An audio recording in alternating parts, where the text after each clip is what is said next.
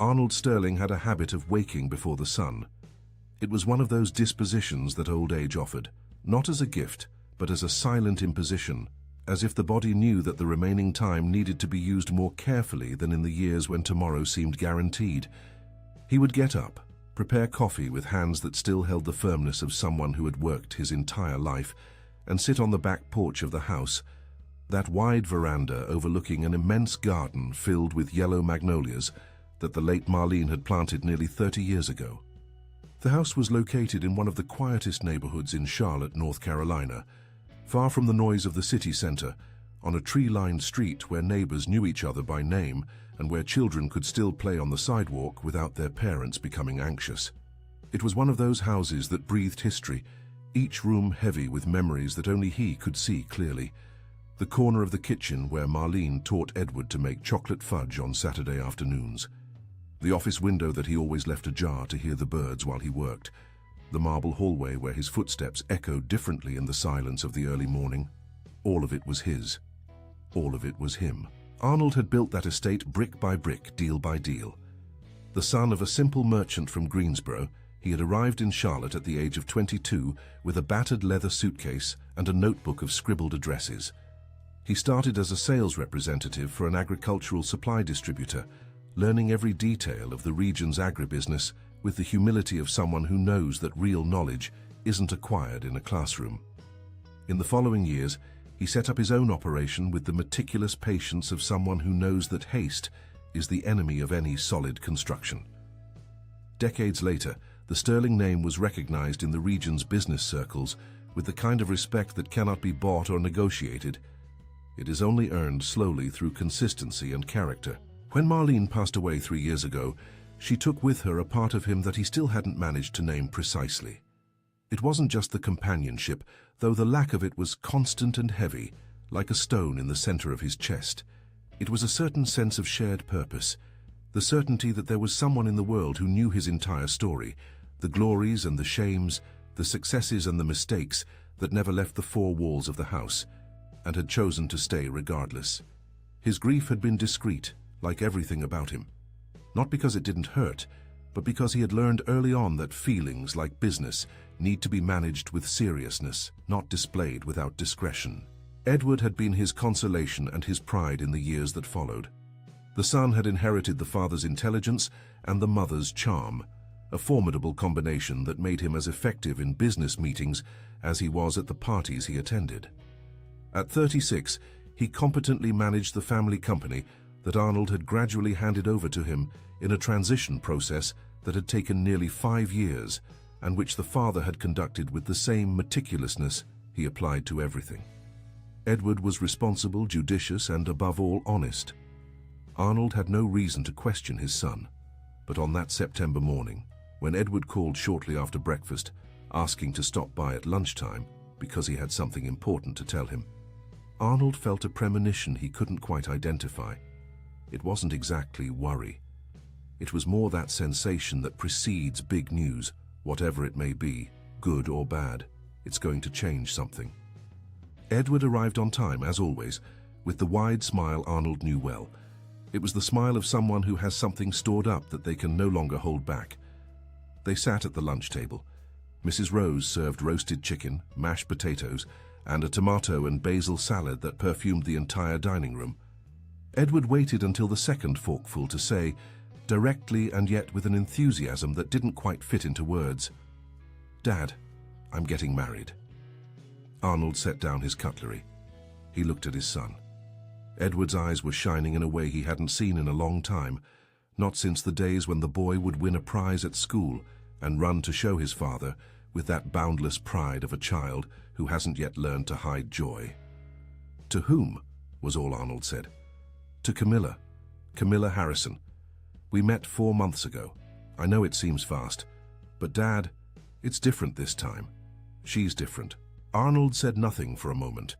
He picked up his glass of water, drank slowly, and then asked how they had met. Edward explained that it had been at a business conference in Atlanta, that Camilla worked at a communications agency, that she was 29, originally from Spartanburg, and that she had moved to Charlotte less than a year ago for work. As his son spoke, Arnold listened with that attention the years had refined, not just to the words, but to what lay behind them. And what he heard was a son completely taken by something that, at this stage, still looked much more like enchantment than the solidity a decision of that magnitude required. 4 months. Arnold let the number rest in his mind as he continued eating. It wasn't a short time, it was incredibly brief. He and Marlene had dated for 2 years before their engagement, and even then, there were surprises after the wedding that neither of them had anticipated. Not that this was an absolute rule, especially in today's world, but 4 months was only enough time to show the best of oneself before daily life had worn down any edges, before any real crisis had truly put anyone to the test. "I want to introduce you to her," Edward said.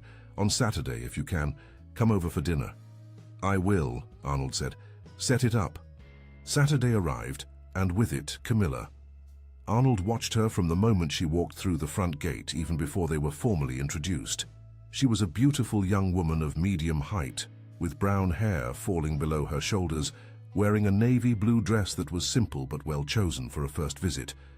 She carried a bottle of red wine and a bouquet of flowers she had bought, Edward later explained, at a florist she had researched specifically because she knew Marlene had liked yellow flowers. The flowers were yellow. That detail left Arnold silent for a second. It could be well-executed calculation. It could be genuine sensitivity. He didn't know how to distinguish yet. The dinner was pleasant. Camilla conversed with ease, asked pertinent questions about the family business when the subject arose, demonstrated a genuine knowledge of the sector that surprised Arnold, and treated Mrs. Rose with a cordiality he noticed because it was rare in first-time guests. Most people ignored whoever served the table. She didn't. When Mrs. Rose brought the dessert, Camilla looked at her and said, "Thank you, this looks lovely," with a smile that seemed real.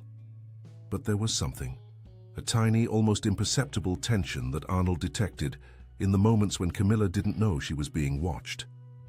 When Edward went to the kitchen or the bathroom and she was left alone for a few seconds in the living room, there was, in those moments, a discreet relaxation in her shoulders, like someone releasing an effort they had been sustaining for some time. And when Edward returned, the smile reignited with a naturalness that was almost too perfect. Almost. Arnold said nothing that night. There was nothing concrete to say. They were just impressions, fragments of an intuition he recognized, but which he also knew could be mistaken. Life had taught him that skepticism without evidence is as dangerous as credulity without criteria. But there was no way to simply silence that inner voice. He had survived decades of negotiations, contracts, partnerships, and traps, exactly because that voice had never lied to him. And it was speaking, softly, but it was speaking. When Edward went to get the car to take Camilla home, they were left alone for a few moments at the entrance of the house. Camilla looked at Arnold with a smile that seemed to want to say something that words alone could not convey. He looked back with the serenity of someone who keeps much more than he shows. She said it had been an honor to meet him. He replied that the pleasure had been his, and he said it with all the sincerity that doubt still allowed. When the lights of Edward's car disappeared at the end of the tree-lined street, Arnold stood on the front porch for long minutes, staring into the darkness closing in between the trees. It wasn't distrust. Not yet. It was just the awareness that there was a question for which he had no answer, and he had never been able to sleep well with unanswered questions. The weeks that followed that dinner were marked by a type of silent observation that Arnold had perfected over decades of life and business. It wasn't spying, it was attention. The same attention he dedicated to a new business partner before signing any paper. The same willingness to look beyond what was presented to find what was behind it. Except this time, what was at stake wasn't a contract or a partnership stake. It was the future of the only son he had in the world. Edward began bringing Camilla over more frequently. On weekends, sometimes during the week for a quick dinner, or on an afternoon when they would stop by the house for coffee. Arnold received them with the same quiet hospitality as always, making sure to keep the conversation light and to make the two young people feel comfortable.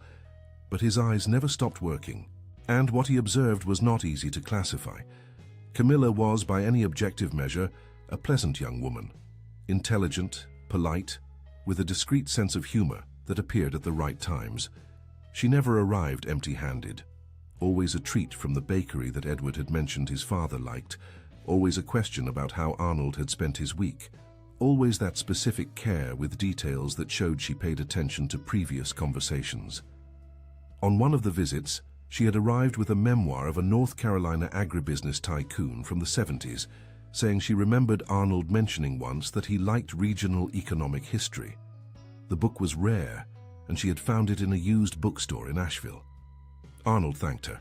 He stared at the cover for a second longer than necessary. That was too specific to be random, but it was also too specific to be an easy calculation. It required real attention to a conversation that had happened in passing weeks before. Confused was an understatement to describe what he felt. There was a rational side that said all signs pointed to a genuinely good girl, and there was that other side, that stubborn instinct that wouldn't be silenced, which continued alerting him to something he still couldn't name precisely. It was on an October afternoon that Edward arrived alone at his father's house with a different expression, more serious, more adult somehow, as if he had reached an important conclusion and was about to communicate it. They sat in the office, and Edward looked at his father with that directness Arnold had taught him since he was small. "Dad, I formalized the engagement with Camilla. I gave her the ring last week." Arnold breathed slowly. "She said yes." "She did." Edward hesitated for a second. "I'd like to know what you think of her." "Truly." Arnold looked at his son. There was a vulnerability there that Edward rarely showed, the vulnerability of someone who loves and knows they are exposed, and who needs, even without wanting to admit it, the approval of someone whose opinion carries weight. Arnold felt the weight of that moment land on his shoulders with a gravity he took seriously. "She seems like a very good girl," he said. And he was being honest, partially, because it was what he saw. But partial honesty for Arnold had never been enough. "Seems?" Edward asked, catching the nuance. "Yes," Arnold said, and smiled with that smile that ended subjects without hurting anyone. "Seems and is are the same thing when there's no reason to suspect otherwise." Edward accepted the answer. Arnold knew his son had heard what he wanted to hear, and that there was something between those words that would keep bothering him, softly, for some time. It was intentional, not out of cruelty, but because Edward had inherited enough of his father to know how to recognize when an answer was complete and when there was a comma at the end. In the days following the formalized engagement, the dynamic of the visits changed. Family gatherings became more frequent and more formal, dinners planned in advance, conversations about the wedding, dates, and what they did and didn't want in a ceremony. Camilla participated in everything with that balanced presence Arnold had learned to recognize as her trademark. Never excessive, never invisible, always at the exact point the situation required. And then came the night of the dinner that changed everything. It was a Thursday, late October, and Arnold had invited Edward and Camilla for dinner at the house, along with Dr. Henry Drummond, his friend and lawyer of decades, and the lawyer's wife, Vera. It was an informal gathering, just for introductions and pleasant conversation around the table. Mrs. Rose had prepared roast pork with cornbread stuffing and a custard pie that had been Edward's favorite dish since he was 5 years old. The dinner went well. Conversation flowed between business, local politics, and the memories Henry and Arnold shared of negotiations from the 80s that made them both laugh with that laughter of those who survived things that are only funny after they pass. Camilla did well. She talked to Vera about a project to renovate an apartment the young woman had just bought, showed genuine interest in the lawyer's stories, and asked those questions that show a person was actually listening and not just waiting for their turn to speak. After dinner, while Edward and Henry settled in the living room to continue a conversation about a real estate project of mutual interest, Arnold went to the kitchen to get more water and decided to step out through the back door to breathe some of the fresh garden air. It was an old habit. After dinner, a few minutes on the porch looking at the magnolias helped digestion and calmed his mind. He stepped out in silence, as always, and that was when he heard Camilla's voice, low, tense in a discreet way he hadn't heard from her before. She was on the other side of the porch, leaning against the railing, her back to the door, with her phone to her ear. She didn't know he was there. Arnold stood motionless. It wasn't his habit to eavesdrop on others' conversations, but the words reached him with a clarity that the quiet night environment didn't allow him to ignore. I know, but I don't know how much longer I can keep this up." There was a pause. She heard something on the other end and replied in an even lower tone, "It has to be this way for now. I can't talk right now." And then she hung up. She stood still for a few seconds, staring at the dark garden, her fingers curled around the phone, before straightening her shoulders and going back inside the house. Arnold stood where he was for a time he couldn't measure. The garden was quiet around him, the magnolias motionless in the windless air of that night, and the words he had just heard echoed in the silence with an insistence that he knew from experience would not go away anytime soon. "I don't know how much longer I can keep this up." What exactly could she not keep up? A relationship, an appearance, some secret that marriage would make increasingly difficult to keep. Arnold was not a man of hasty speculation, but he was also not naive enough to pretend those words were innocent. There was a weight in them, a fatigue, that spoke of something that had been carried for some time. He went back into the house and returned to the living room with the same quiet step as always. He sat down, resumed the conversation with Henry, and served himself some of the custard pie Mrs. Rose had placed on the table. Camilla returned minutes later with a composed smile and a lightness that wasn't completely there, although only someone very attentive would notice. Arnold noticed. That night, after everyone had left and Mrs. Rose had turned off the kitchen lights, Arnold sat alone in his office for nearly an hour. In front of him on the desk was the rare book Camilla had brought weeks earlier. He looked at it for a long time without opening it. Something didn't add up, and the only honest way to find the answer was to observe that young woman in an environment where she didn't know she was being watched. But how to do that? How could a man of his position, known in the circles he frequented, approach her in a way she wouldn't recognize or suspect? It was there in that leather office chair that had belonged to his own father that the idea began to take shape. Outlandish, improbable, almost ridiculous for someone of his standing, but absolutely logical in its essence, because sometimes the only way to discover the truth is to become invisible to the person you want to observe. And there was a type of invisibility that no sophisticated disguise could surpass, the invisibility of those whom society had learned not to see. Arnold Sterling spent the next 3 days doing what he had always done before any important decision. He researched before acting. He started with the information Edward had naturally provided over the weeks of visits, small details about Camilla's routine that his son mentioned in conversations without any particular intent. She lived in an apartment in the Myers Park area, near a linear park with good pedestrian traffic. She worked from home most of the week with sparse in-person meetings, and every Saturday morning she walked to a local market in the neighborhood where she bought fruit, vegetables, and artisanal bread. It was a habit Edward had mentioned once with that smile of someone who finds another's customs admirable. She says she prefers walking to driving, that Saturday morning is the most beautiful time in the city. Arnold had heard that at the time and filed it away. Now the file was open. The route she took went through Freedom Park, a stretch of shaded path with concrete benches along the way. It was a public place, frequented, with nothing special about it, the type of place where a man sitting on a bench would be part of the landscape, invisible by the very ordinariness of the scene. The question was something else. The question was how to make Arnold Sterling unrecognizable. He was not an exuberant man in his dress. On the contrary, he had always preferred the discreet to the flashy, the sober to the ostentatious. But there was an elegance in his clothes that was inseparable from his figure, just as there was a bearing in his posture that decades of social standing had etched into his shoulders. He would need to undo all of that. He spent an entire afternoon in a thrift store on the outskirts of the city. He went in alone without telling anyone and paid in cash.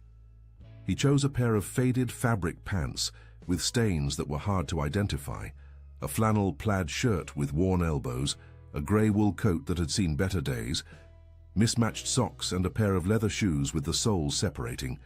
He completed the ensemble with a crumpled, dirty, wide-brimmed hat that the clerk had set aside in a box of unpriced items. At home, he tried everything on in front of the large bathroom mirror. What he saw surprised him.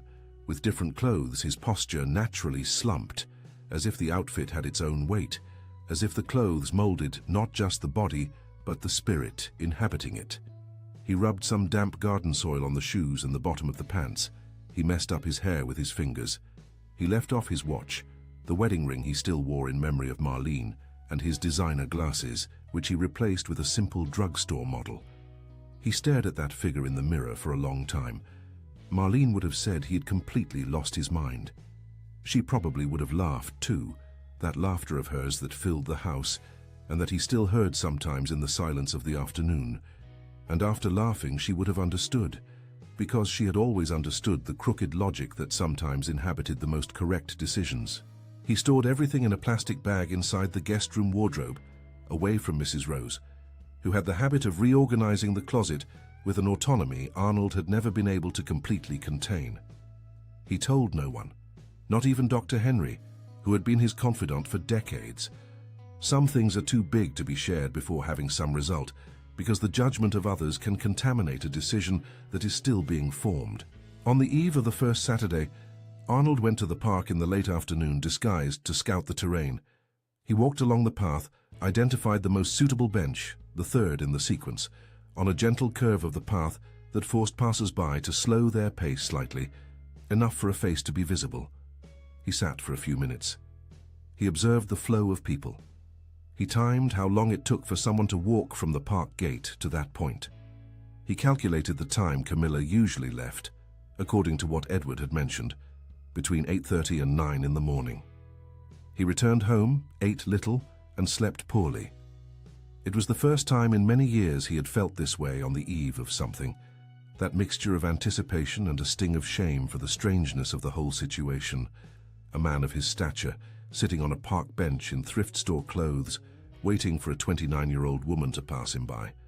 If anyone knew, they would never believe it. But he knew as he lay down that he would do it anyway, because his son was about to make a decision that could not be easily undone, and because the only thing Arnold Sterling had promised himself when Edward was born was that he would never stop doing what needed to be done to protect him, regardless of what it cost in terms of pride or convenience. The first Saturday arrived with an intense blue late October sky, the air carrying that smell of damp earth that the dawn rain had left in the flower beds. Arnold dressed in the guest room with care, checked the ensemble in the mirror without expression, put on the crumpled hat, went down the back stairs to avoid Mrs. Rose, and left through the small side garden gate that led straight to the back street. He arrived at the park bench at 8:20. He sat with the slumped posture he had practiced. From his coat pocket, he pulled a folded old newspaper he had brought as a prop and pretended to read, though his eyes were on the path. At 8:42, he saw the time on the drugstore watch. Camilla appeared at the park gate. She was wearing light-colored pants, white sneakers, a long-sleeved shirt rolled up at the elbows, and was carrying a folded cloth bag in one hand. Her hair was tied in a messy bun, and she walked with that lightness of someone who is in no hurry on a Saturday morning. There were headphones around her neck, but not in her ears. Arnold did not move. He kept his eyes on the newspaper. Her footsteps approached. He could hear them on the asphalt of the path with a clarity that his nervousness suddenly made seem amplified. And then she passed. She passed without stopping, without hesitating. Her eyes swept over that slumped figure on the bench with the automatic slide of someone who registers and files in less than a second. There was nothing there that required attention, and so her attention moved on. Her steps did not slow, did not falter. She went on like someone crossing a set that does not concern them. Arnold stared at the folded newspaper in front of him for a while after she disappeared around the curve of the path. There was something uncomfortable in that moment that he hadn't expected to feel so strongly. It wasn't the fact that she had passed without stopping. After all, he had done nothing to draw attention, and there was no reason for her to stop before a stranger sitting on a bench. The discomfort was something else. It was the familiarity of that gesture, the automatic slide of the eyes, the way the human landscape became invisible when there was no immediate reason to be seen. He himself had done that countless times in his life. Everyone does. It was just the mechanics of daily life. And yet, sitting on that bench, wearing those clothes, Experiencing that invisibility, the gesture hurt in a way that was hard to name. He stayed for a few more minutes before getting up and returning home by the same discreet path. Mrs. Rose was in the kitchen when he entered through the back and didn't see him. He went upstairs, put away the clothes, took a long shower, and sat in the office with a cup of coffee that grew cold without being drunk, while he stared through the glass at the garden. One Saturday was not a conclusion. It was a data point, and an isolated data point proves nothing. He had learned that in the first important negotiation of his life, when he had almost signed a disadvantageous contract based on a single positive meeting, he needed more. He needed context, pattern, repetition. An honest answer required time, and Arnold Sterling, in his 72 years, had developed something few young people have in abundance: patience. The second Saturday would come in 7 days, and he would be there. The second Saturday arrived with an overcast sky and a thin wind that heralded the late arrival of rain. Arnold had slept better this time, or perhaps he was simply more settled with the situation, having had an entire week to process the discomfort of the previous Saturday and transform it into a neutral fact, stripped of judgment. He put on the thrift store clothes in the guest room, put on the hat and left through the side gate. The park was less busy than the previous week, perhaps due to the grey sky that kept away morning runners and families with children. Arnold arrived at his bench at 8:25, opened the newspaper, a different one equally old, and waited. Camilla appeared punctually. This time she wore a light jacket over her shirt and carried a folding umbrella hanging from her arm. She walked with the same steady pace, the cloth bag folded in her hand, the same light presence he had observed the previous week. This time, Arnold did not stay silent. When she reached the point where her steps naturally slowed at the curve of the path, he raised his hand timidly, in a way that couldn't be ignored without her deliberately looking away. It was a small gesture, the hand of an old man raised with the hesitation of someone who isn't sure they have the right to ask for anything. She stopped. "Excuse me," Arnold said, modulating his voice to something flatter than natural, a more tired and older tone. "Do you happen to know where St. Jude's Church is near here? I've gotten a bit lost." Camilla looked at him for a second. There was nothing on her face that could be read as disgust or impatience. There was only that fraction of a second of someone receiving a question and organizing the answer. She pointed in the correct direction, said, "It's on Caldwell Street. 3 blocks from here. You turn left at the light and go straight until you see the tower," gave complete and precise information, and then resumed her path. It wasn't cruel, but neither had it been warm in a way that goes beyond what is necessary.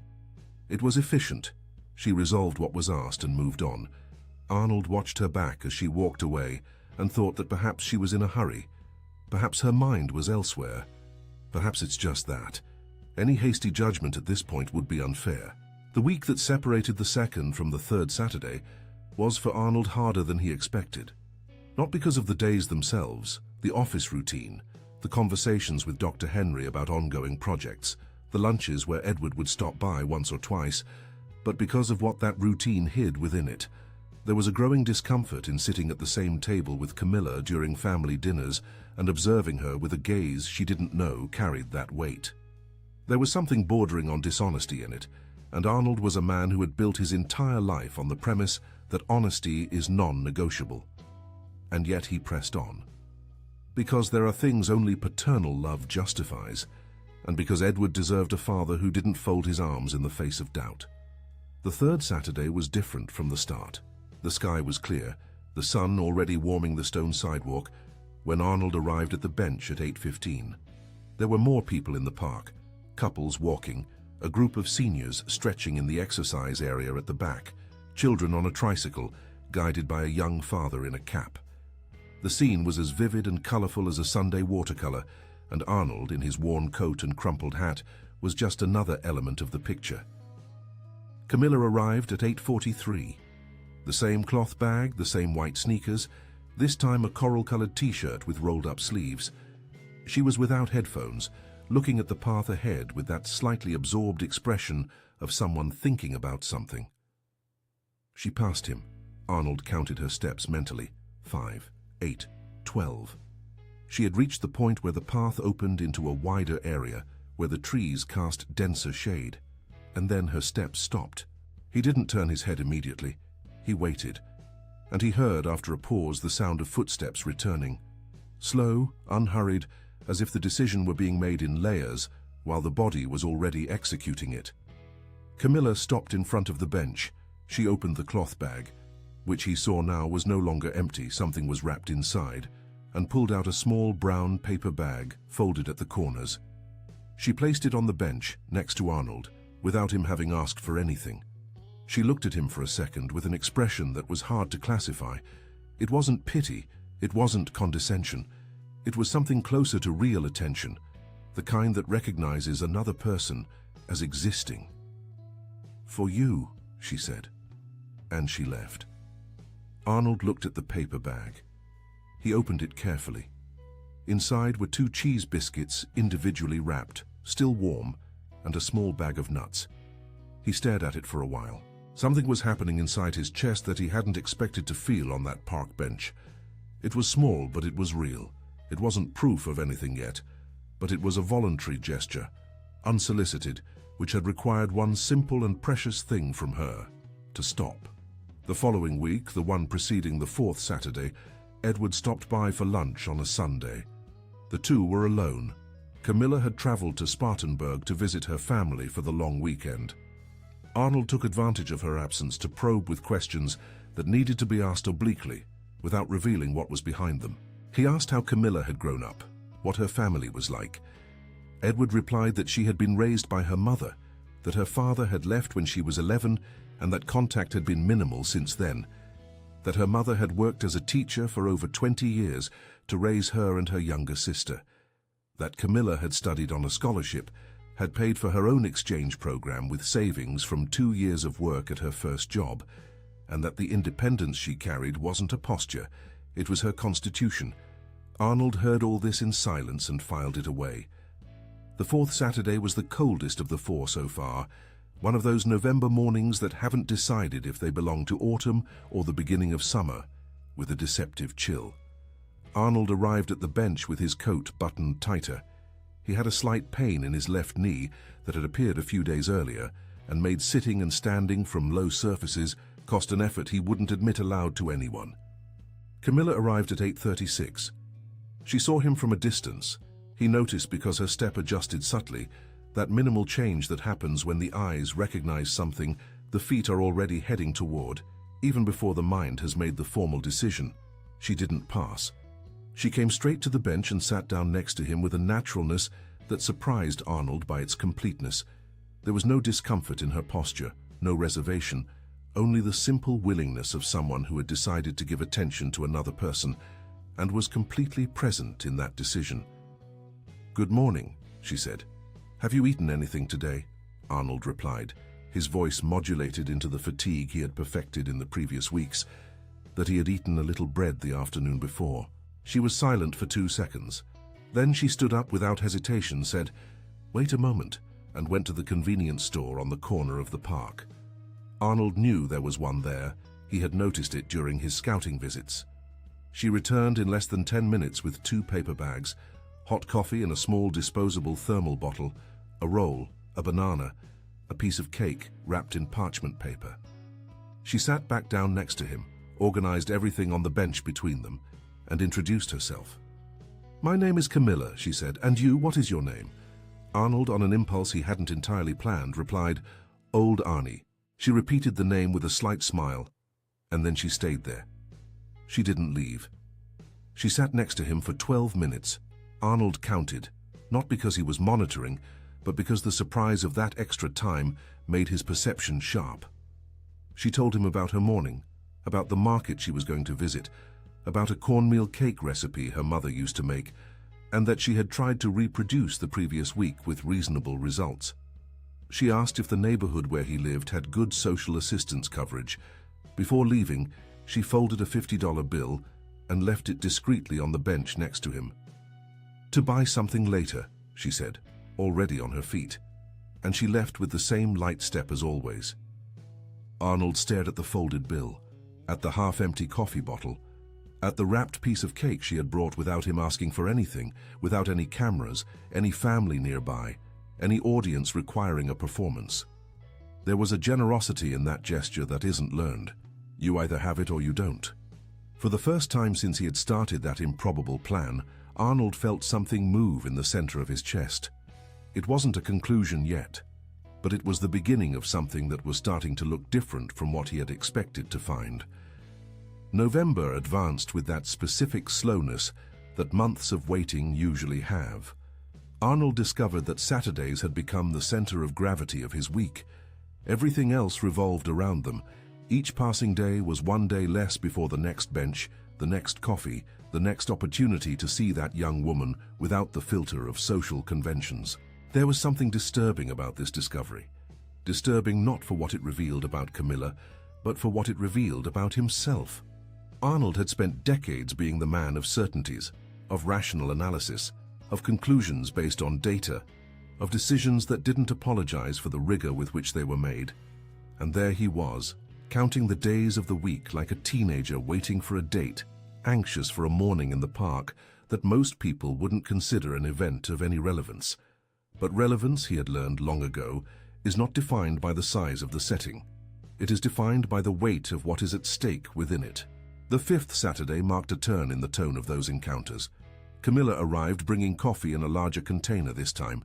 Clearly she had stopped at the coffee shop on the corner before entering the park, because the packaging had the logo of the Mill Coffee House, an establishment 2 blocks from the park entrance that Arnold knew well. She had diverted from her usual path to get it before meeting him. This meant she had planned the meeting. She had left home already intending to bring something. That was no longer an impulse, it was a repeated choice, transformed into deliberate intent. "Good morning, old Arnie," she said, sitting down with the familiarity of someone resuming a conversation that had only been paused. "I brought real coffee today. That one last week was weak, wasn't it?" Arnold had found last week's coffee perfectly reasonable, but he said it was indeed a bit weak. She laughed. It was a quick, careless laugh, completely different from the polished laugh he had heard at family dinners. Looser, more real, the kind of laugh that happens when no one is managing their own image. They stayed for a long time that morning. Camilla talked about the week she'd had, a difficult client at the agency, a presentation that had gone better than she expected, a phone call from her sister that had lasted over an hour, and had left her feeling lighter than she'd been in a while. She spoke to old Arnie as she would to a long-time acquaintance, without the filters that the social world imposes between people who don't know each other well. There was a freedom in that which is only possible when there is nothing to gain and nothing to lose. Arnold responded sparingly, with the care necessary not to reveal anything concrete about himself, but responding enough for the conversation to be a dialogue and not a monologue. He invented a discreet story. He had worked in construction for many years, had been widowed. His children lived far away. He had sold his apartment during a difficult time and was now reorganizing. It was a story that sufficed, without details that could be verified, and which he told with the restraint of someone who doesn't want to ask for compassion. Camilla never asked for the address where he slept. She never asked for his full name. She never asked questions that pressed beyond what the other person was willing to give. There was an ability in her to listen that Arnold recognized as rare, not the kind of listening that waits for its turn to speak, but the kind that genuinely welcomes what is said and leaves space for the other to decide how much they want to reveal. On the 6th Saturday, she arrived with cheese biscuits and a banana, but also with a small green-covered notebook she had found at a thrift store. "I don't know if you like to write," she said, with a lightness that placed no expectation on the gift, "but I think writing sometimes helps organize the mind. Maybe it'll be useful, maybe it won't." She left the notebook on the bench and didn't wait for a reaction beyond a nod. Arnold stared at the green notebook after she left. It was an object of no financial value. It was also the most honestly kind gesture anyone had made for him in a long time, and there was a sharp, cutting irony in that fact that he couldn't ignore. That notebook had been bought by a young woman who didn't know who he was, who had nothing to gain from it, who had thought of him during the week in the same way one thinks of people who matter. He kept the notebook. He took it home. He placed it in the office drawer next to a photo of Marlene and Edward as a child. The 7th Saturday was the first time she spoke about Edward. She had arrived a little later than usual, at 9:10, with that expression of someone who had had a morning with a troubled start. But she brought coffee and a cheese sandwich she said she'd made at home. She sat next to Arnold with a sigh she tried to hide and failed. "Is everything okay?" Arnold asked, and it was the first time he had asked the question first. She looked at him with a smile that struggled to be convincing. "Everything's fine, all good. Just a long week." They were silent for a few moments, the kind of silence that can be inhabited without being uncomfortable, and then she said, like someone continuing a thought she had started before arriving at the park, "You know, old Arnie, sometimes we carry too much alone. We think we're protecting the people around us, but really it's just getting heavier inside." Arnold didn't respond immediately. He let the sentence land, just as he had always let important statements rest before reacting to them. "Did something happen?" he asked after a moment. "Nothing serious," she said. "Just a complicated situation I don't exactly know how to resolve yet, but it will be resolved." She said this with a conviction that wasn't defensive. It was the kind of conviction that comes from someone who has already found their own backbone in previous situations and knows they will find it again. Arnold recognized that. It was the same conviction he had learned to recognize in people who truly work, who truly face things, who don't wait for others to solve what is theirs. On the 8th Saturday, Edward had casually mentioned the day before during a call that Camilla had turned down the trip he had planned to the Florida Keys as an engagement gift. She had said she preferred to save that money for other things, that it wasn't the right time, that there were other plans for the money that made her feel more comfortable. Edward had been a bit surprised, but had respected it without questioning much. Arnold had been silent on the phone for a second, that probably lasted longer than it should have. Edward asked if everything was okay. "Everything's fine," Arnold said. "She's right. A trip can always wait." In the park on that 8th Saturday, Camilla was lighter than the week before. She brought a piece of grape coffee cake that had been left over from a lunch at a friend's house. She asked if old Arnie liked grapes. He said he did. She tore the piece in half with her fingers and shared it with him, eating her half right there on the bench with that naturalness that seemed native to her. "Do you have family here in the city?" she asked that Saturday. Arnold replied that he did, yes, a son, that the son was a good young man. She smiled. "Children are a blessing," she said, and there was something in the tone that wasn't a cliché. There was a personal conviction, like someone saying it from a real experience of absence. Before leaving, she gave another folded bill, this time $100, saying she had received payment from an extra project during the week and wanted to share a little. "You don't have to say no," she said, with that gentle firmness that had already become part of the image Arnold had built of her over the Saturdays. "It's not charity, it's just sharing what I have." Arnold stood with the bill in his hand for a few moments after she left. The scene was absurd if observed from the outside. A man of considerable wealth, sitting on a park bench in thrift store clothes, holding $100 given to him by his future daughter-in-law, who didn't know he was her future father-in-law. There was an irony so dense in that moment that it reached the borders of the comic, if it weren't for the weight of what it was revealing with more clarity each week. He put the bill in his pocket. He decided he would keep all of them together in a separate envelope, with an intention he hadn't yet fully formulated but already felt coming. The intention of, when everything came to light, returning it all with the interest those weeks had accumulated within him. Not in money, in recognition, which was the only currency that in the end bought what truly mattered. The 9th Saturday was coming, and Arnold had the growing sensation that something was changing in the Camilla who appeared on the bench, that there was something heavy accumulating behind that habitual lightness, that the smiles were costing a little more than they did in the first weeks. There was something she wasn't saying, and he knew from a lifetime of negotiations and human interaction that the unspoken always ends up needing to be said. There were things Arnold Sterling's eyes were capable of reading in a person that the years had refined with a precision no formal instrument could replace.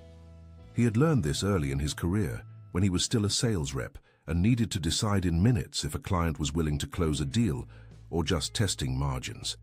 He had learned even more in the years that followed, when negotiations involved larger sums and the risks of a mistaken judgment became proportionally more serious. And he had learned the hardest part of all from Marlene, that a person's face, read with patience and without haste, tells stories the mouth would never tell of its own accord.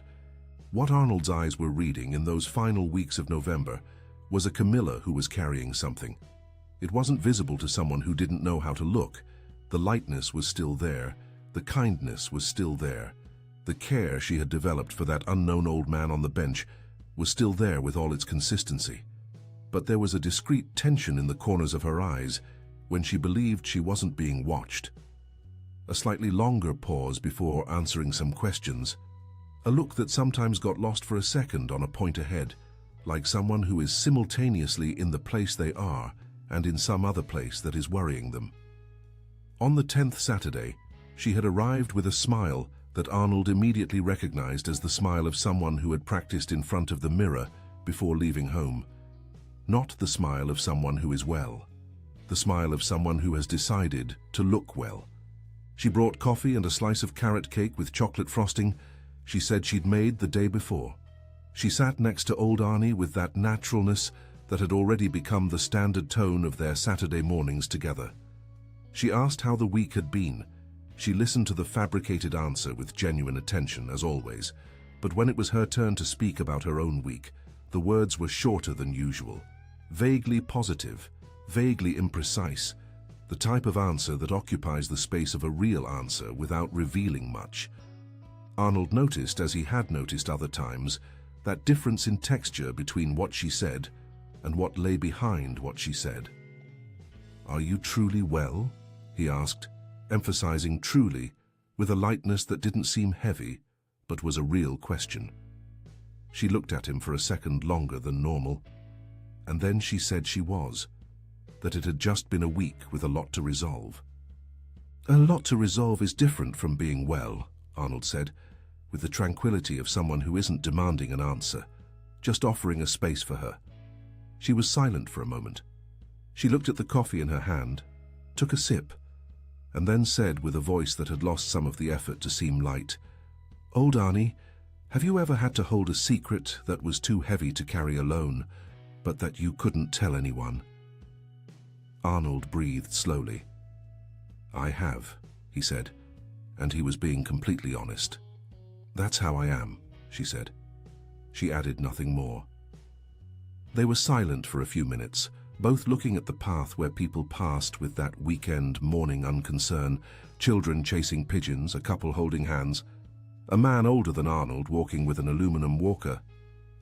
"Sometimes it helps to talk," Arnold said after a while. "Not to resolve it, just to talk." She didn't answer that Saturday. She took a final bite of the cake, gathered the packaging with her habitual care for not leaving trash on the park bench, said, "Until next week, old Arnie," with a smile that this time was smaller but truer, and she left. Arnold stared at the empty space next to him for a while after she disappeared. There was a question approaching. He could feel it, as one feels rain before the clouds arrive, by that specific smell that one doesn't learn to name, but that the body recognizes. The question was coming, and when it arrived, he would need to be willing to hear the answer without revealing who he was, without reacting beyond what the situation allowed. The week between the 10th and 11th Saturdays was the hardest of all, not because of the routine itself, but because of the accumulation. There was a family dinner on Thursday at Edward's house. Camilla had prepared southern fried chicken with okra, a dish she had learned from her mother, she said as she served, and the apartment smelled of that good smell of food made with time. Arnold sat at the table and ate with the appetite good food awakens, but his gaze was never completely on the dinner. It was on Camilla. It was on the way she moved between the kitchen and the living room, how she served Edward first, and then asked her father-in-law what he wanted, how she listened to the stories the two told without trying to compete with them, how at the end of the dinner, while washing the dishes with Mrs. Rose, who had come to help, because that was how things had always worked, she hummed softly a song Arnold recognized as being by Ella Fitzgerald. It was a small detail, almost invisible, but Arnold had spent 10 Saturdays on a park bench learning that small details were where the truth lives. On the way home, driving alone along the wide, illuminated avenue, he kept thinking about the sentence she had said, about carrying a secret too heavy. And he also thought about the sentence he had heard on the porch weeks ago, which had triggered all of this. "I don't know how much longer I can keep this up." The two sentences touched in a way he still couldn't completely visualize. There was something there waiting to be said when the right moment arrived. The 11th Saturday was on a morning in early December, when the heat was beginning to settle in with that tropical seriousness Charlotte knew well. Arnold arrived at the bench and noticed he had sweated more than usual on the way. The 4-block walk that in previous months had been refreshing now required an additional effort he attributed to the heat, without admitting it could also be age. Camilla arrived at 8:50, later than usual, and she arrived with eyes that Arnold recognized the instant she was 10 yards away, eyes that had cried that morning or the night before, and that the daylight and some cold water hadn't managed to completely erase. There was slight swelling in the eyelids, a subtle redness in the nostrils, the kind of thing that goes unnoticed by anyone not looking with attention. She sat next to him without saying anything for a moment. She had brought coffee, 2 bottles this time, 1 for each of them, but she hadn't brought food and didn't mention the fact. She opened the bottle, took a long sip, and looked ahead. "Are you okay?" Arnold asked, this time without the truly, because this time it was obvious she wasn't. She didn't try the practiced smile. She stared at the path for a few seconds, her fingers lightly squeezing the coffee bottle, and then she said, "No, old Arnie, I'm not very well today." And there was in those simple words a relief that came from no longer needing to pretend. The relief of someone who finally set something heavy on the ground after walking with it in their arms for too long. Arnold recognized that because he had felt the same thing the only time he had cried after Marlene left. Not the crying that came in the first days, but what came 3 months later, alone in the office in the middle of the night, when the weight he had held firm finally became too large for the size of his shoulders. "Do you want to tell me?" he said, and he added with that wisdom that sometimes comes more from what one has lived than what one has studied. "It doesn't have to be everything. It can just be a piece." She looked at him, and there was in her eyes something he had never seen there before, the evaluation of someone deciding how much they can trust. Not a suspicious evaluation, an honest evaluation, the kind one makes when on the border between holding on and letting go. And then she began to speak. She said she had discovered something months ago, that she had discovered it by accident. She was silent on the details still, like someone introducing a story slowly, and that since then she had carried it completely alone, that she had tried to find a discreet way out, that she had mobilized resources she had, that she had turned down things she didn't need to turn down if it weren't for this, and that there was a moment when the solution she had built seemed viable, and another moment, like that week, when it seemed it wasn't going to be enough. Arnold listened to all of that without moving. There was a calculated coldness in the center of his chest that was necessary at that moment, the coldness of someone who needs to listen without letting what they are hearing show on their face. Because what he was hearing was the edge of something much larger, and the edge didn't have a complete shape yet. "Who are you trying to protect?" he asked carefully. She looked at him with that hesitation that precedes a revelation, and she said it was someone she loved, that that person had been harmed by others through no fault of their own, and that she couldn't stand the idea of the situation becoming worse because of something she could have done and hadn't done. Arnold stood motionless. The morning sun hit the side of the bench and warmed one side of his face with an intensity that contrasted with the cold that had settled internally as he listened to those words. There was the confirmation of something he hadn't anticipated finding. There was the beginning of an answer he had searched for on the wrong side for too many weeks. And there was, above all, the growing certainty that the next week would be different from all the previous ones. Arnold did not sleep well on the Friday night before the 12th Saturday. He lay with his eyes open in the dark of the room, looking at the ceiling with the same expression of someone solving a problem that sleep was not authorized to interrupt.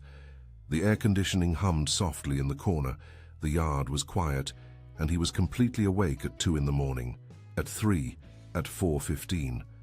What Camilla had said the previous Saturday had lodged in him like a splinter, not large enough to be immediately removed, but present enough to make itself felt with every movement. She had said that someone she loved had been harmed by others, through no fault of their own. She had said she was trying to protect that person. She had said she had mobilized her own resources for that she had sold or turned down things to help cover something. Arnold asked the questions that needed to be asked inside his own head, methodically, as he had done for decades in any high-complexity situation. Who did she love enough to sacrifice her own resources? What was the nature of the problem that needed protecting? Why the silence? Why not tell those who needed to know? Tell. And then, sometime between 3 and 4 in the morning, a possibility entered the field of consideration he had consciously avoided until then. A possibility that had stayed on the margins of the analysis because it would be too inconvenient to be the right one.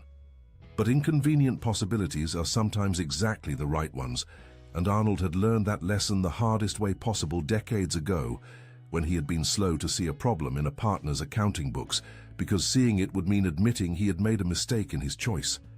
He got up before 5. He went to the office, turned on the desk lamp, opened the corner drawer, and pulled out a folder of documents he had kept there for a few months, a folder he had received from his financial advisor in August and had read at the time, processed the information, and filed with the restraint of someone who decides not to let a worry leak where it doesn't need to go. The folder contained correspondence and reports of a situation that had arisen at the beginning of the year, an investment made 3 years ago in a real estate fund structure that had gradually revealed itself as something different from what had been presented. It hadn't been an irresponsible decision on his part. It had been an operation recommended by a reputable consultancy with apparently solid documentation. But the market had changed, the management company had faced serious regulatory problems, and a significant part of the allocated capital had become tied up in disputes dragging through the courts. Arnold had managed it with the discretion he managed everything. He had other resources, other sources, and the situation, though serious, didn't compromise the essentials of what he had built. But there were implications that were still unfolding, and there was, specifically, one aspect of the situation he had kept completely out of Edward's reach, because the son had grown up believing in its solidity, because the family business depended on an image of stability, and because Arnold had judged he could resolve it before the son needed to face the anxiety of knowing. He stared at the open folder in front of him for a long time. The banking institution, collections, a contact made when Edward was traveling. She had answered the phone. The pieces that had been loose for weeks began to fit together with a slowness that was both inevitable and devastating. Not because of the conclusion itself, but because of what the conclusion revealed about the path he had traveled to reach it, about what he had assumed, about what he had placed under suspicion when he should have placed it in perspective. He closed the folder. He sat in silence for a time he didn't record. When Mrs. Rose arrived at 7 in the morning and found the office light on, she knocked on the door with that kindness of someone who knows the boss well and said she was going to prepare breakfast. Arnold replied that it was fine, thank you, and waited until he heard her footsteps receding down the hallway before closing his eyes for a moment.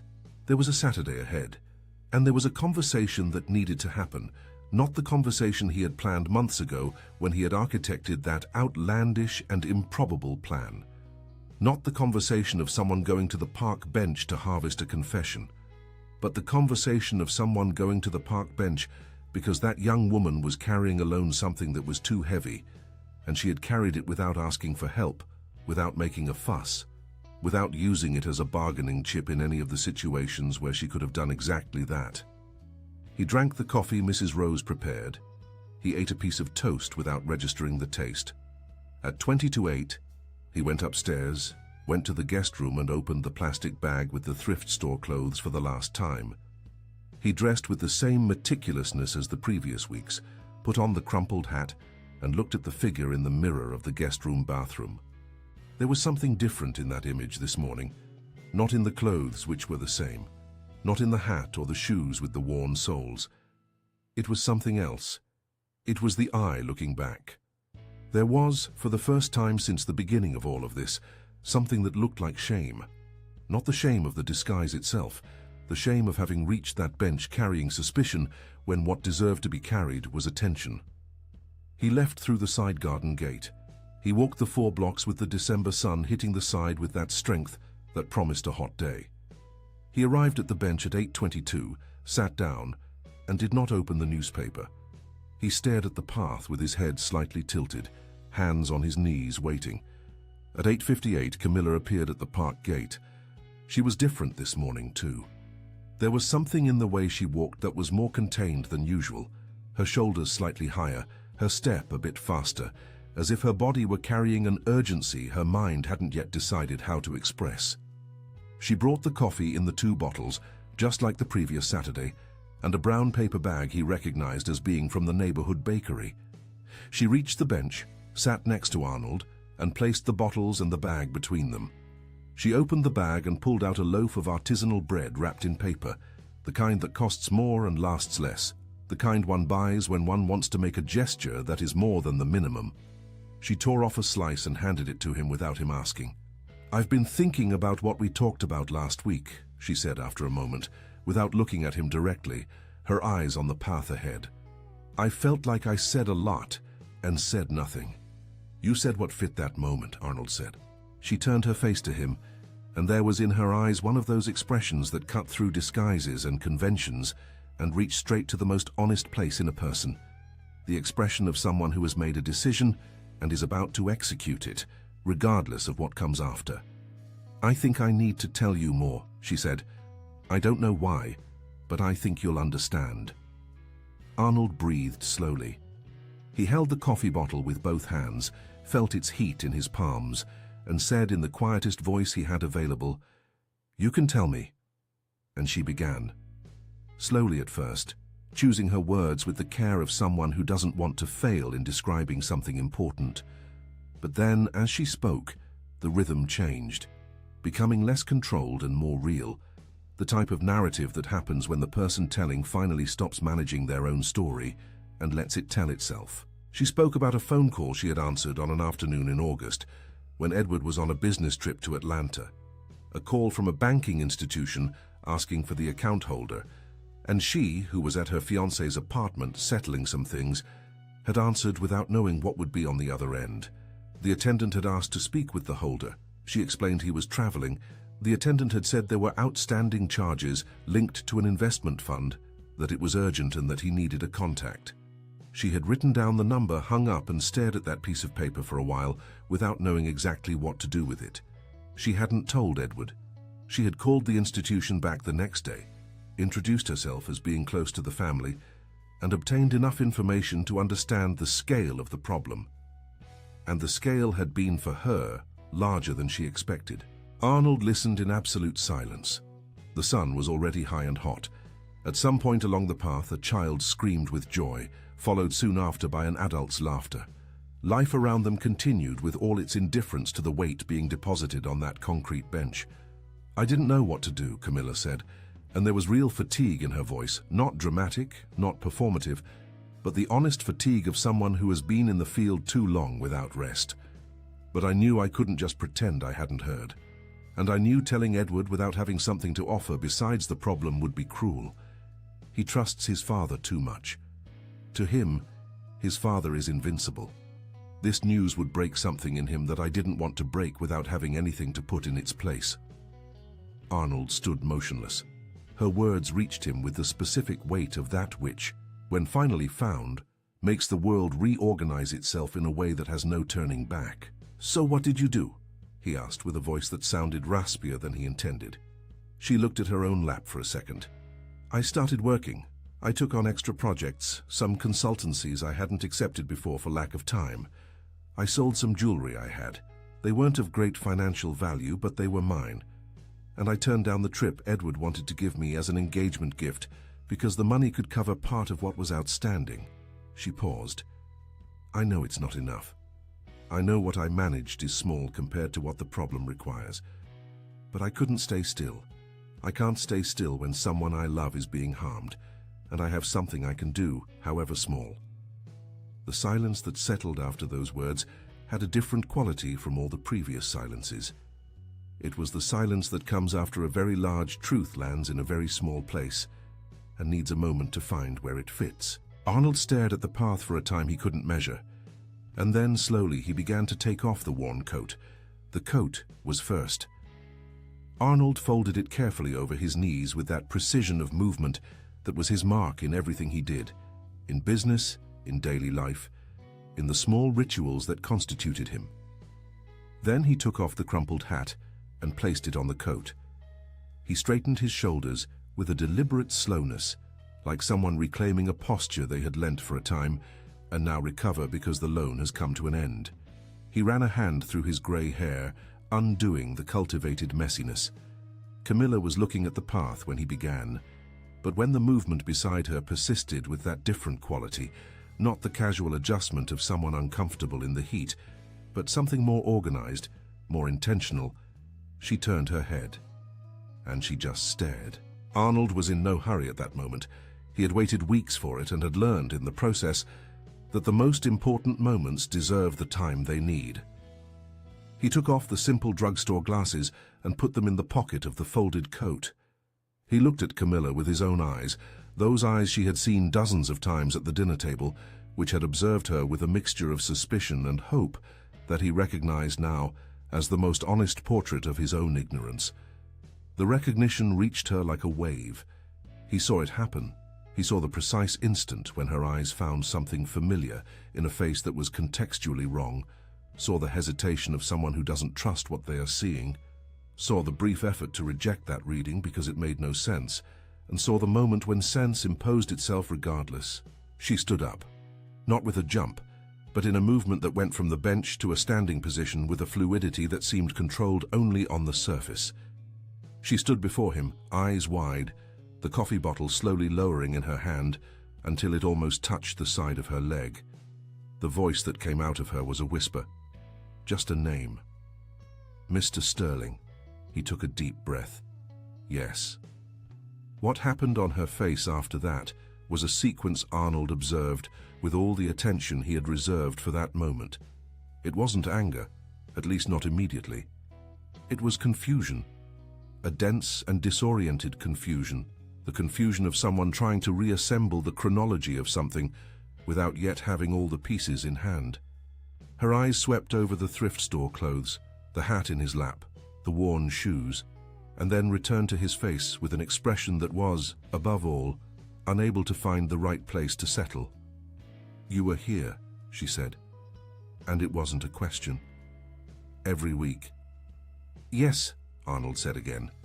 He had chosen an economy of words for that moment because any extensive explanation right then would be a form of escape, and he was a man who did not escape. Camilla stood motionless for a few seconds.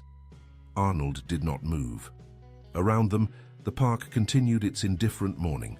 The pigeons, the runners, the child on the tricycle who had passed several times during the conversation. The world had no awareness that something was reorganizing itself on that concrete bench. She sat back down, not because she was calm. Arnold perceived she wasn't, perceived the tension in her shoulders and in her hands that landed on the bench with more pressure than a casual gesture would require. But she sat, which was in itself a choice that said something about who she was. A different person might have walked away. She stayed. "How long?" she said, her voice firmer than Arnold expected. "Since the beginning of November," he said. 12 Saturdays. She did the math quickly. He saw it in her eyes. "And the other weeks when we had dinner together?" "It was me," he said, "the same me as always, without disguise, without a different intention." She looked at him with an expression he took a moment to name. It wasn't hurt. It was something closer to astonishment at the scale of what had happened, like when you discover that a story you believed you were the protagonist of actually had another center of gravity you hadn't seen. "Why?" she asked. One word: direct. Arnold did not look away. "Because I heard you on the porch of my house on an October night, saying you didn't know how much longer you could keep something up, and I didn't know what it was. And I needed to know." She was quiet. He continued. "Edward is going to marry you. He's going to build a life with you. He's the only son I have in the world." He paused. I needed to know who you were when there was nothing to gain from a good impression. The silence that followed was different from the previous one. It was a silence that processed, that evaluated, that rejected and then accepted, in layers, what was being understood. "And what did you see?" she said. Her voice had changed tone. It had moved from astonishment into a quieter, more serious place. Arnold stared at her for a moment, at that 29-year-old woman who had sat next to an unknown old man on a park bench week after week, who had brought coffee and bread with no approval camera pointed at her, who had told a stranger what she hadn't told her fiancé, and who had done all that with a naturalness that wasn't calculated, because calculation wouldn't have that texture. "I saw that your goodness has no audience," he said. "I saw that what you do when no one is looking is the same thing you do when they are, and I saw that you took upon yourself a problem that was mine to solve, without telling me, without asking for anything in return." She looked at him for a long second, and then something broke on her face, not dramatically, not with immediate crying, but with that discreet tremor that precedes emotion when a person is still trying to contain it. Her eyes grew shiny. Her jaw tightened slightly. "I didn't know it was yours," she said, and there was such a complete honesty in that it was touching. "I only knew it was Edward's, and that Edward loved you, and that it was happening, and I couldn't do nothing." "I know," Arnold said.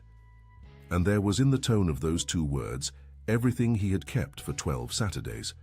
The weight of the doubt he had carried, the discomfort of having underestimated her, and the specific gratitude of someone who was found in error and found in the error something much better than what he had sought. The emotion finally descended upon her with that speed that containment had delayed for as long as it could. It wasn't dramatic crying. It was that quiet, deep crying of someone who finally sets down something they had been holding for a long time, without knowing there was someone waiting to receive the weight. The tears fell without her making an effort to stop them, but without her letting the crying take over her entire face. There was a dignity in it that was completely hers. Arnold was quiet. He didn't say everything was fine because it would be an immature simplification of something that was complex and real. He didn't say she didn't need to cry, because she did, and he knew how to recognize when crying is necessary. He was simply present with that quality of presence that some have, and that isn't learned, only received. After a few minutes, she wiped her face with the back of her hand, looked at the crumpled hat in his lap, and said with that ability she had to find lightness even in heavy moments, "Did you really need these clothes like this?" Arnold looked at the coat folded in his lap. "I needed to be invisible." "And were you?" she asked. "In the first weeks, yes," he said. "Then I ceased to be." She looked at him with a gaze that contained, mixed in a proportion he couldn't calculate, the still present emotion and a tenderness that was beginning to settle where the astonishment had been. And there was something new there, something that hadn't existed at the family dinners, because it couldn't exist while he looked at her as a potential suspect. There was the beginning of real recognition, of seeing without a filter. "Are you going to tell Edward?" she asked after a while.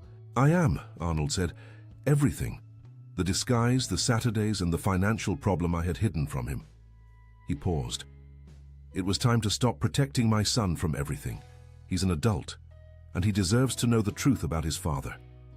She was silent for a moment, then she said, "And about me too. About you too," he said, "that I sought to find the worst and found the best." The sun was already high when they finally stood up from that bench. Arnold picked up the coat and the hat, taking his time, and stood with that posture he had abandoned for 12 Saturdays and now resumed like someone returning home after a long trip. Camilla stood beside him, the bread bag still in her hand, her eyes still shiny, but her expression settled in a serenity that was new. They walked together along the path toward the park exit, not side by side in a deliberate way, just in the same direction, with the naturalness of those who discovered they were going to the same place without having arranged it beforehand. And there was in that walking side by side in that park in Charlotte on a December morning something that was beginning to take the shape of what would one day be a story the two would tell, each from their own angle, with different details and the same conclusion.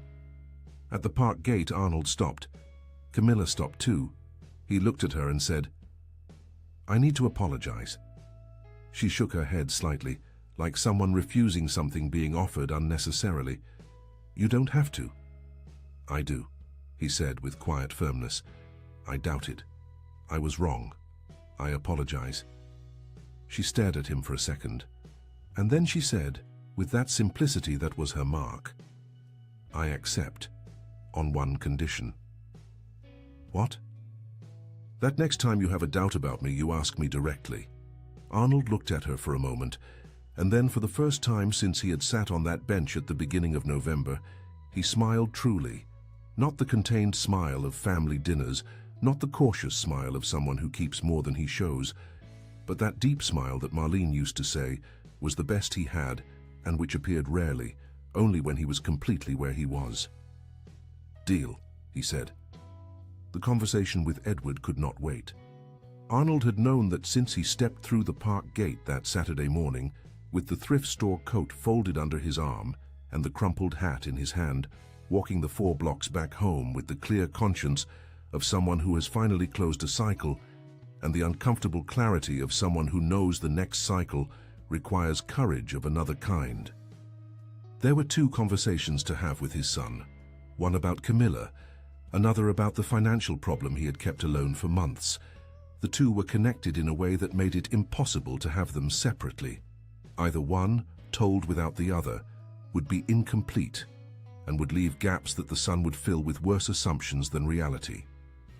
Arnold had learned over decades that difficult conversations delayed never get easier with time.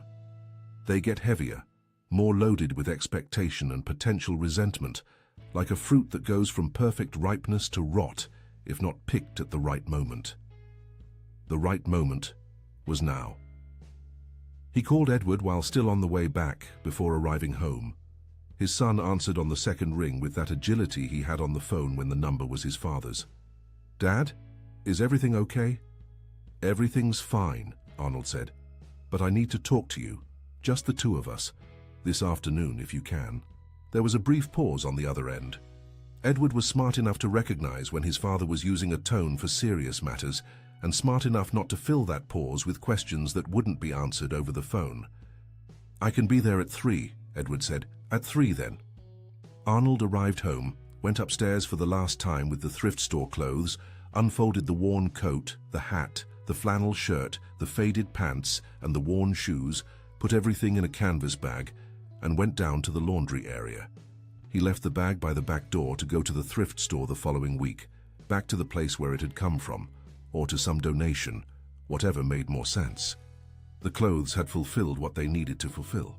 He took a long shower, dressed in simple Saturday clothes, went down to have lunch with Mrs. Rose, who had prepared a vegetable soup that perfumed the entire house with the smell of bay leaves and garlic that he had associated since childhood with domestic comfort. While he ate, he thought about how he would organize what he had to say. There was an instinct to simplify, to present things in a way that spared his son from the most direct impact. But there was also, stronger than that instinct, the awareness that his son was no longer a child, and that sparing him from difficult truths had been exactly what had created the whole situation. If Arnold had told him about the financial problem the moment he had discovered it, Camilla wouldn't have needed to carry alone something that wasn't her responsibility. At 3 in the afternoon sharp, Edward's car appeared on the tree-lined street. The son entered through the main gate with that punctual precision he had inherited from his father, and Arnold waited for him in the living room, sitting in one of the armchairs next to the window overlooking the magnolia garden. Edward entered, assessed his father with that quick look he had, the look of an adult son checking if his father is well before asking, and sat on the sofa opposite him. Mrs. Rose brought coffee and left without making a sound. Arnold started with Camilla. He didn't start with apologies. That would come later in the right place.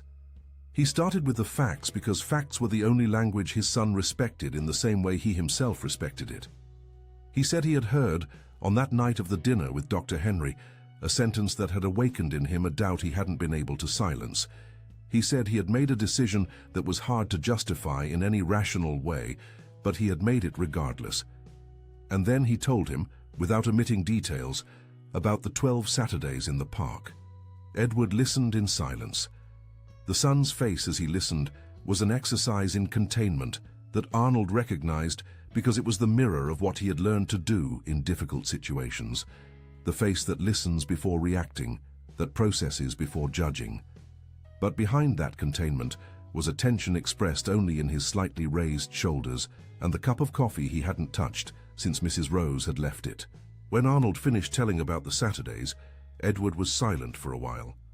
And then he said with a calmness that clearly cost him, "You went to the park pretending to be a homeless man to test Camilla." "Yes," Arnold said, "for 12 Saturdays." "Yes." Edward stared at his father for a moment. "And what did you find?" Arnold breathed. "I found what I needed to find, but not in the way I expected." He paused. "She passed every test I had invented. But what truly mattered was something she didn't know I was seeing, something she was doing for you, Edward. For you and for me." And then Arnold told the second part. He told about the investment that had gone wrong. He told with precision and without softening the scale of what had become compromised. He told about the decision not to tell his son, about the months managing it alone, about the illusion that he could resolve it before the problem needed to be shared. And he told that Camilla had answered the phone call from the banking institution, that she had become aware of the problem by accident, that she had, instead of using that as leverage or distancing herself from the situation, decided to work, sell what she had, and turn down expensive gifts to try to help cover something that was not her problem by any reasonable definition of the word. Edward sat completely motionless while listening to that part. The shoulders that had been tense lowered slowly, like someone releasing an effort they had been sustaining without quite knowing why. The face that had been controlled gained an expression Arnold had rarely seen in his adult son, an expression that was both emotion and recognition, like someone seeing someone they love from an angle they had never had access to before. "She never told me anything," Edward said, his voice lower than normal. "She didn't want to worry you without having something to offer besides the problem," Arnold said. Those were her words. The silence that settled after that was the longest and fullest of the afternoon. Arnold let it have the time it needed. Through the window, the magnolias in the garden moved slightly in the warm December wind, those magnolias Marlene had planted, and which grew without her seeing how much, because the best things sometimes grow in the dark of years that pass too quickly. "Dad," Edward said after a while, his voice regaining some firmness, "you need to tell me how much was compromised, all the details. I need to know." "I'll tell you everything," Arnold said. "Today. Here." He paused and added something he hadn't said to his son in many years, something he kept with the parsimony of someone who uses the heaviest words only when they are completely necessary. "And I need to apologize for keeping it from you. It was wrong of me. You deserved to know sooner." Edward looked at his father for a long moment, and then he stood up, came to the armchair where his father was sitting, and placed his hand on the 72-year-old man's shoulder with that simple gesture that dispenses with any words because it is in itself a complete answer. Arnold placed his own hand over his son's for a second.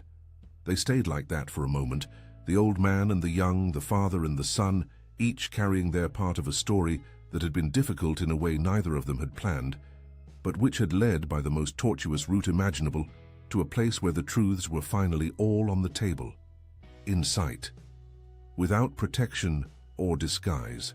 That Saturday afternoon, sitting in the living room of a house in Charlotte that breathed memory in every wall, Arnold Sterling and his son began the conversation they had postponed for too many months. About money, about pride, about the fragile limits between protecting and controlling, between caring and suffocating, about the mistakes serious men make when they believe seriousness is enough to shield those they love from all of reality. Outside, Marlene's yellow magnolias swayed in the December wind, with a tranquility that wasn't indifference.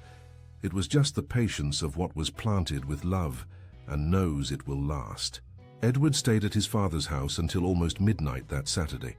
They ordered pizza, something they hadn't done together since the years when Edward still lived in that house, and which Arnold had thought, at that time, was a youthful habit that would need to be overcome, and which now seemed to him, with the perspective years give, Just a good way to spend time with his son without the formality of a set table and a pre-prepared menu. They opened the documents from the financial folder together on the living room table. Arnold showed everything: the management company's correspondence, the advisory reports, the movements indicating the asset impairment, the current stage of the legal disputes he had hired a specialized firm to handle. Edward listened, questioned, and asked the right questions with the precision of someone who understands business and wasn't there just to comfort his father, but to truly understand the scale of what had happened. There was relief in that for both of them. Arnold perceived it while explaining. There was a progressive lightness that came from no longer carrying that information alone, from no longer needing to manage his own expression at family dinners, so Edward wouldn't notice any concern that hadn't been authorized to appear. And he saw the same lightness emerging in his son as the concrete problem replaced the vague anguish of realizing there was something his father wasn't telling him. Problems with names and numbers are always more manageable than problems that inhabit the space of the unspoken. It was one of the things Arnold had learned early in his career and had forgotten in a shameful way when he most needed to apply it. "The situation is serious, but it has a solution," Edward said after examining everything carefully. "It's not the end of anything, Dad. It's a significant loss, but you have enough of a base to absorb it without changing the essentials. And with the law firm working on it, partial recovery is viable." Arnold heard that with a specific sensation, the sensation of hearing his own reasoning coming out of his son's mouth, with the same methodology he had taught without knowing he was teaching, through the example of decades of dealing with problems head-on. There was a good circularity in it that he hadn't anticipated feeling so clearly. "I need to call Camilla," Edward said during a break in the conversation, with the voice he had when making a decision while still formulating it. "Leave it for tomorrow," Arnold said. "She had a heavy day today too, and she deserves for you to go to her so the conversation has the space it needs." Edward looked at his father for a second, and then he agreed with a nod that contained, mixed together, the acceptance of the advice and the realization that his father had said something about knowing Camilla that was new, a knowledge that had been built during 12 Saturdays on a park bench and which no family dinner could have provided. The next day, Sunday, Edward went to Camilla's apartment in the morning. Arnold knew this by the message his son sent at 7:40, saying only leaving now. He didn't ask for details. He stayed home, had coffee on the porch looking at the magnolias, and let that conversation happen without his presence, because there were things that could only be said when the audience is reduced to the most honest size possible. Just the two of them. Camilla called him in the early afternoon on Sunday. Her voice when he answered had that specific post-crying quality, slightly raspy, a bit slower than usual but firm. The firmness that remains after the emotion passes, and what stays is clarity. "Mr. Sterling," she said. And there was in that Mr., which she had used with the old man on the bench and which she had transposed at that moment to her future father-in-law, an affection that wasn't formal. It was the continuity of a relationship that had started on a park bench and was being written in another way now that the names were all correct. "Camilla," he said. "I needed to call to say something," she said. She paused briefly. "You put me through something very difficult, and I understand why, and I'm not angry." Another pause. "But I want you to know that I never needed an audience to be who I am. That's not my merit. It was the way my mother raised me." Arnold was silent for a moment, and then he said, "I know that now, and it shames me to have needed 12 Saturdays to learn what I should have trusted from the start." She was quiet too for an instant, and then she said something he didn't expect. "But maybe the 12 Saturdays were necessary in another way too, not just for you, for me." "What do you mean?" he asked. "I mean I learned a lot talking to old Arnie that I might not have learned talking to Mr. Arnold Sterling. There was a careful lightness in it, the kind of lightness that doesn't minimize but finds perspective. Old Arnie had nothing to give me, and yet I liked staying there. I learned that I also need space to be myself, without any circumstances asking me to be anything else." Arnold listened to that and felt something that didn't have an easy name. It was gratitude, but not just that. It was the kind of thing that happens when someone has returned to you, with a generosity you didn't deserve, something more than you had taken. The following week, Arnold and Camilla met alone for the first time since the park. A coffee in the early afternoon, in a place she had chosen, a bakery in her neighborhood with small tables and that background noise of a busy place that gives privacy while removing loneliness. She arrived first, was at the table when he entered, and stood up to greet him with that naturalness that had become, over the weeks, her way of being in the world, regardless of context. They sat, ordered coffee. They were silent for a moment that wasn't awkward. "I need to return something to you," Arnold said, and pulled an envelope from his inner jacket pocket. He placed it on the table between them. Camilla looked at the envelope without touching it. "What is this?" "The money you brought to the bench on Saturdays," he said. "I kept it all, with the appropriate additions." She didn't pick it up immediately. She stared at the envelope with an expression that mixed a contained smile and something more serious. "I don't need this." "I know you don't," Arnold said, "but I need to return it. It's not the same gesture you made. You gave because you wanted to give. I return it because I needed to confirm that I understood what it meant." He paused. "You gave to a stranger with nothing to gain. I return it to someone who gave without being asked. They are different things, but both need to happen." She looked at him for a long moment, and then she picked up the envelope, opened it, looked at the contents without counting, closed it, and put it in her purse. "Thank you," she said. Simply that. "Thank you," Arnold said. They drank their coffee slowly, without haste.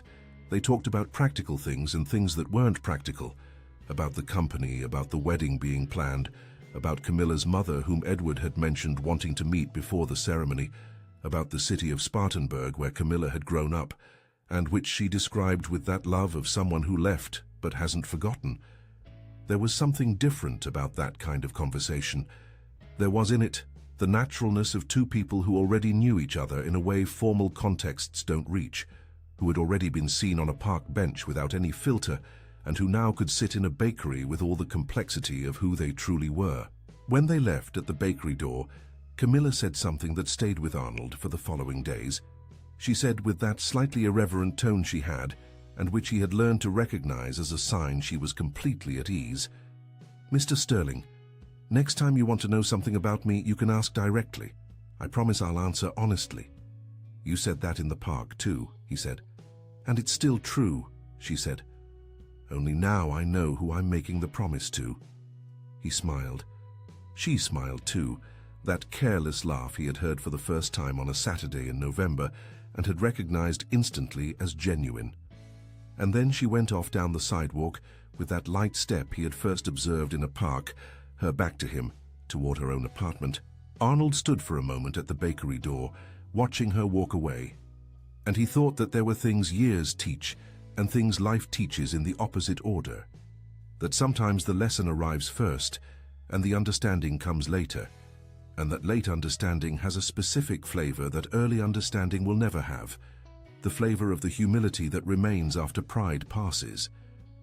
The month of December brought with it the heat that Charlotte knew well, that humid heat that transformed afternoons into a mixture of sweat and the smell of wet earth from the quick rains that appeared at the end of the day and left before dinner. The city became busier, more colorful, the downtown shops decorated with ornaments that mixed Christmas with that year-end spirit that in the South is never completely somber because the sun doesn't allow it. In Arnold's house, the year-end spirit arrived in a different way than in previous years. There was something that had reorganized itself there, in the conversations, in the visits, in the way the living room furniture seemed occupied differently when Edward and Camilla were together in that space. It wasn't anything you could touch or describe with precision, but it was real. It was the difference between a space inhabited by courtesy and a space inhabited with presence. Camilla had begun appearing at the house with the same frequency as before, but something had changed in the texture of those visits. It wasn't that she had relaxed completely.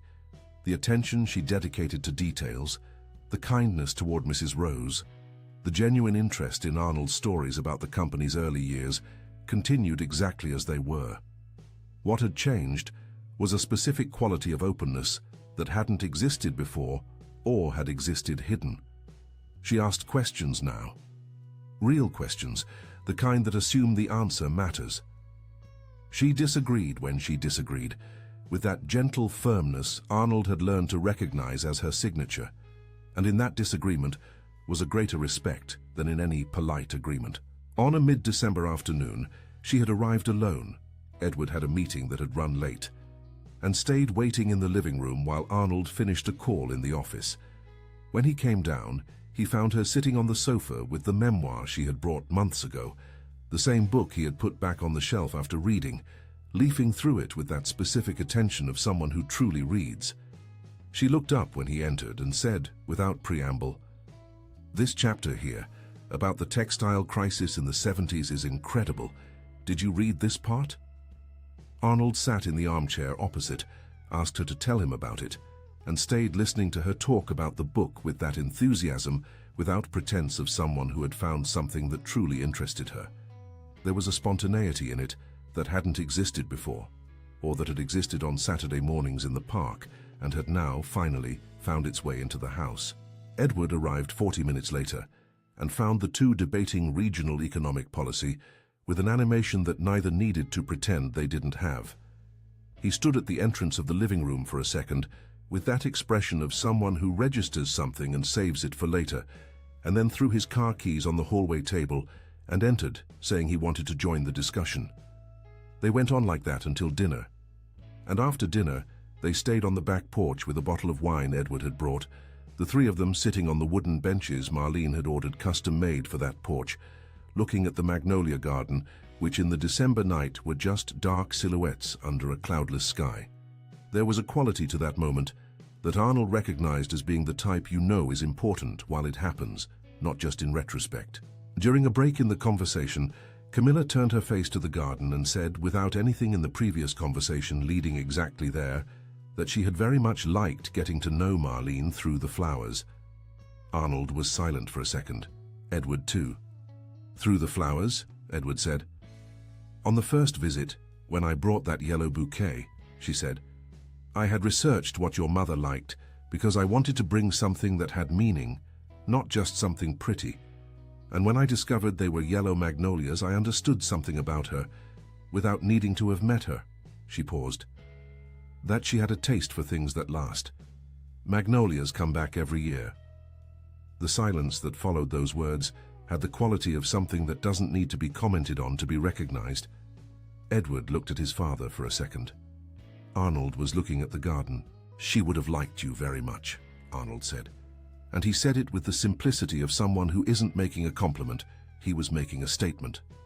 Camilla was silent for a moment, and then she said, "Thank you," with a voice that was smaller than usual, the kind that gets small when emotion and containment work together. The turn of the year was celebrated differently than it had been in the 2 previous years since Marlene had gone. In those years, Arnold had spent New Year's Eve discreetly.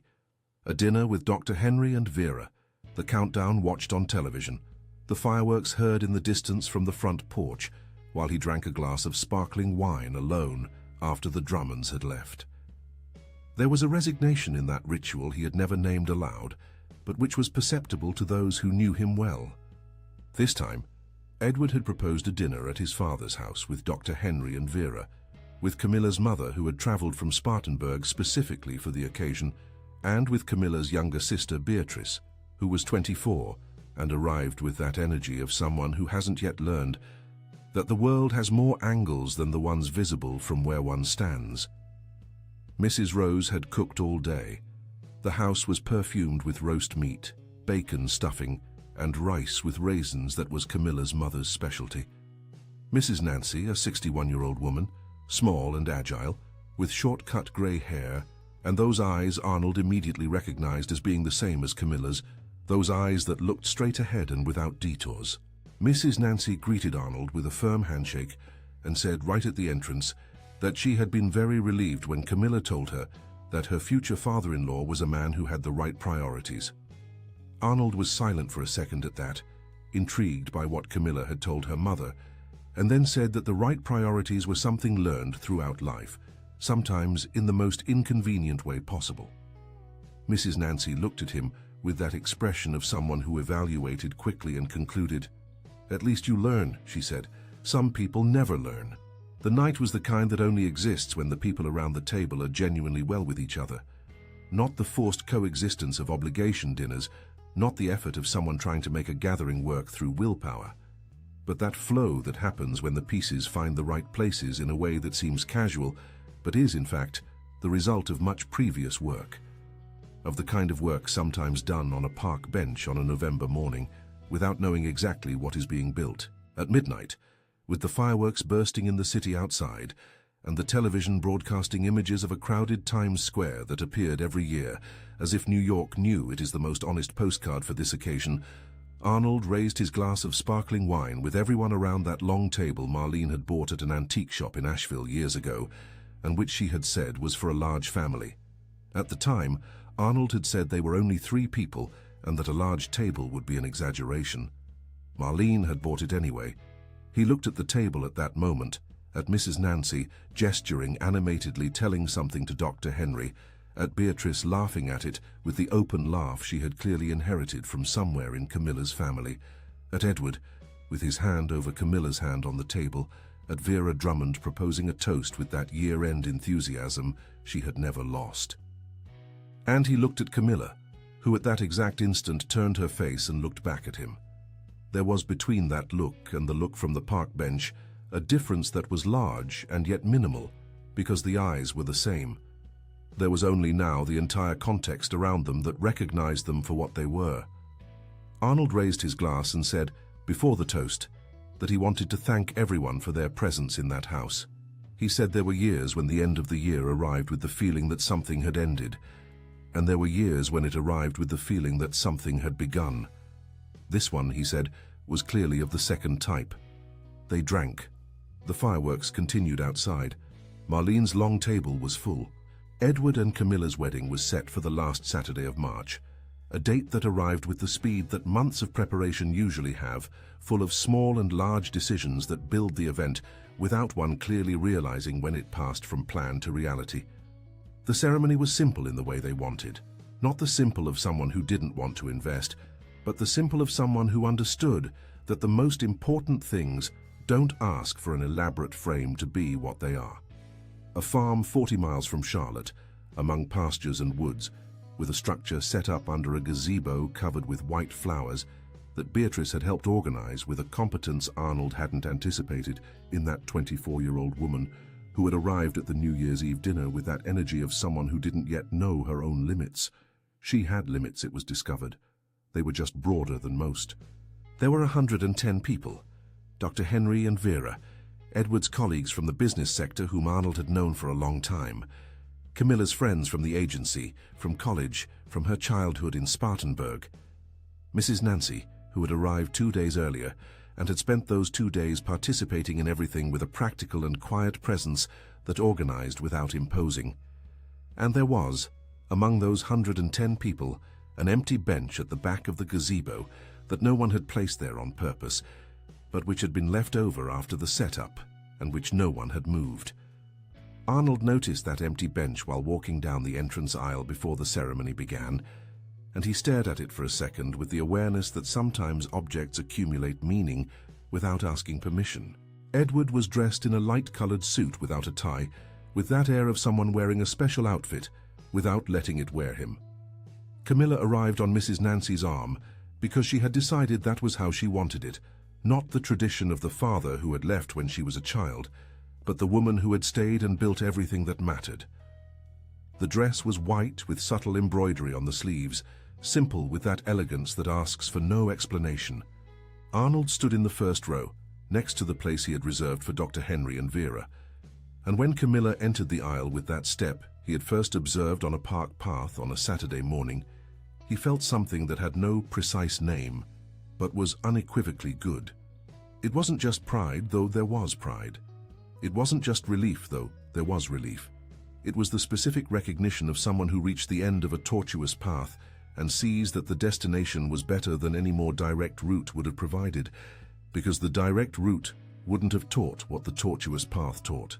When Camilla passed him at the entrance of the aisle, before reaching the improvised altar, she turned her face for an instant, and the two looked at each other. It was only a second.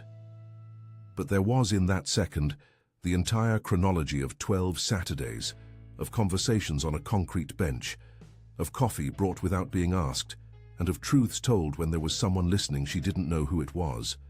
There was, in that second, the entire story of how that moment had come to exist in the way it had. The ceremony was conducted by an officiant who had been a friend of Edward's in college, and who had that specific gift of talking about important things without them becoming too solemn to be felt. He spoke about what it means to choose someone when days are easy, and also about what it means to choose when days are not. He spoke about the difference between loving an image and loving a person.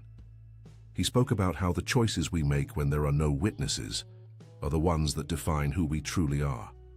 Arnold was completely quiet during that part. There was in the officiant's speech a resonance that was probably involuntary, since the young man couldn't know anything of the story that had led to that wedding, by a path that wasn't the most predictable. But the resonance was there regardless, and Arnold felt it in every word, with that depth only possible when one has lived exactly what is being described.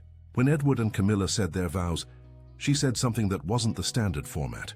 She said she had learned that people show who they are in places where they believe they are not being seen, that she had learned to trust that principle throughout her life, and that it was exactly because of that she trusted Edward, because the Edward she had seen in moments without an audience was the same Edward as all other moments.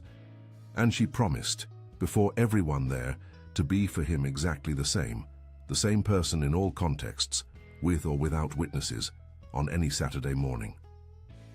Arnold had to look up for an instant so that the emotion wouldn't reach his face before he was ready for it.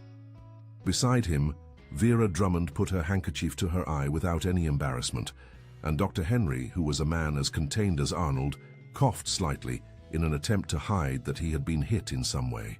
After the ceremony at dinner, Arnold asked for the microphone for a moment to speak. That wasn't on the event script. Edward looked at him with an expression of cautious surprise, the kind of surprise of a son who doesn't know exactly what his father is going to say, but who trusts it will be something that fits that moment. Arnold said he had learned, over decades of life and business, that the best way to evaluate the value of something is to observe it when there is no pressure, when there is no expectation, when there is nothing to gain from a good performance. He said he had applied this principle to Camilla in the most improvised and, he recognized, most outlandish way possible. He didn't give all the details. There were 110 people there, and the full story was one of those that belonged to those who lived it, not to audiences.